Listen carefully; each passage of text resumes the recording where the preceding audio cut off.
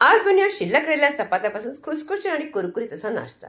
या ठिकाणी आपण बेसन घ्यायचं, त्यात पाणी घालून अगदी मिश्रण ज्या पद्धतीने दाखवलं त्या पद्धतीने कन्सिस्टन्सी करायची। पालक किंवा मेथी घालायची, कोथिंबीर घालायची, लाल तिखट, हळद, धणेपूड, त्याचबरोबर आपण त्याच्यामध्ये घालायचं थोडंसं, तुम्ही हवं असेल गरम मसाला घाला, मीठ घालायचं, नंतर घालायची हिरवी मिरची आल्याची पेस्ट, थोडेसे तीळ घालायचे, लिंबाचा रस घालायचा आणि सगळं मिश्रण मिक्स करायचं। पाणी मात्र जास्त घालायचं नाही, नाहीतर मग ते मिश्रण आपल्या चपातीला लागणार नाही।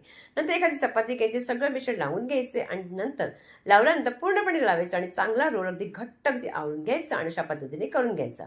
मी ते 4 रोल रेडी केलेले आहेत आणि कढईमध्ये पाणी अगोदरच उकळायला ठेवले। ताटाला तेल लावायचं आणि याच्यामध्ये आपण सगळे चपात्या ठेवून द्यायच्या।